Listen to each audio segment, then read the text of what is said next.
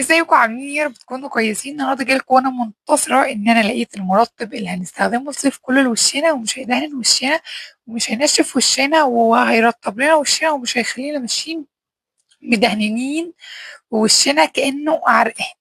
فمش عايز اطول عليكم، ويلا بينا مع بعض نعرف ايه هو المرطب.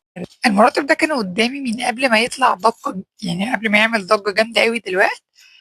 بس انا ما كنتش حابه اجربه وما كنتش عايزه اجربه، وكنت حاسه اني لا، لو اديته الفرصه ان انا اجربه هيطلع مش قد المسؤولية دي، وهاحس إن أنا ندمت ومش عارف إيه وكده. ولكن قعدت أدوّر كده في شوية المرطبات الموجودة دلوقتي في السوق، يعني بتبقى حاجة مصرية وكويسة وكده. لقيته هو بصراحة، ولقيت كذا حد بيشكّر فيه، وباسأل حد دكتور يعني قال لي: "لأ، ده حلو وكويس." فقُلت بس خلاص أنا هاجرّبه. وفعلًا أنا جِبته وجرّبته، وبجد أنا مش ندمانة إن أنا جرّبته. جايه لكم دلوقتي بعد تجربتي ليه حوالي 5 شهور او 4 شهور ونص. يعني جربت مده كويسه جدا، مش اول لسه شهر ولا حاجه. ومش ندمانه خالص ان انا جربته، لانه احسن والطف واخف مرطب انت هتجربيه لبشرتك لو انت بشره دهنيه مختلطه، من غير تلميع في البشره، دهنانه في البشره، زيوت في البشره، خطير. طب يا ترى ايه هو المرطب اللي انت شوقتينا ودوقتينا وحلتينا ده؟ المرطب بتاعنا هو المرطب بتاع دير ده مش الابيض، ده اللبني، ده بتاع البشره الدهنيه او المختلط. الابيض تقيل كريمي، فعايز بشره جافه. ده الجل.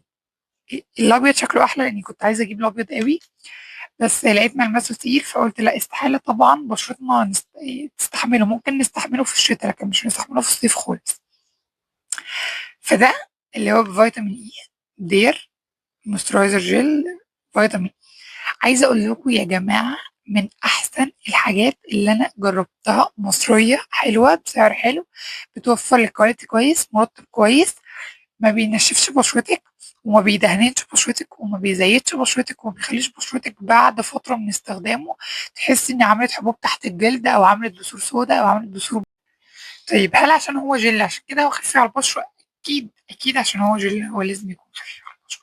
وعلشان انتي بشرة دهنية مختلطة ما ينفعش تستخدمي حاجات غير تكون جل، علشان بيبقى ملمسها أخف على البشرة، فبترطب بشرتك من غير ما تعملك انسداد في المسام، أو تعملك حبوب تحت الجلد، أو تعملك بثور سوداء، أو تعملك بثور بيضاء.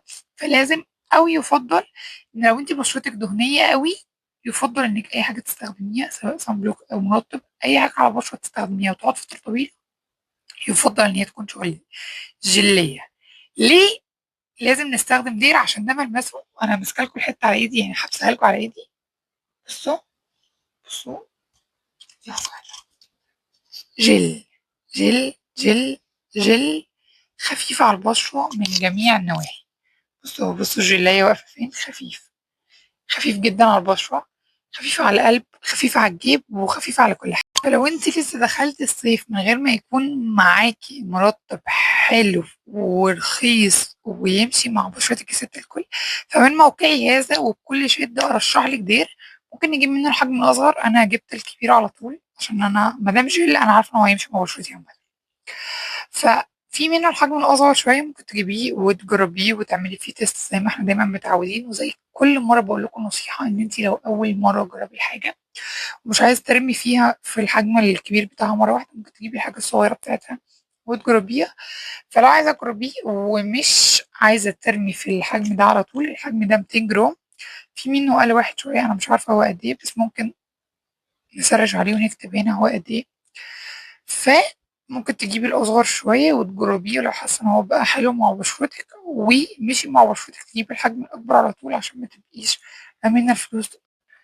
مرطب حلو، سعره حلو، يكون مصري، حجمه حلو، هيقعد معايا فترة، هيرطب وشي كويس، مش هيديني أي افكت سلبي خالص، روز، بثور، حبوب، أي حاجة خالص.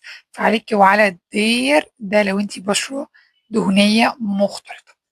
أنا كده خلاص الفيديو، أشوفكم في فيديو تاني وجديد.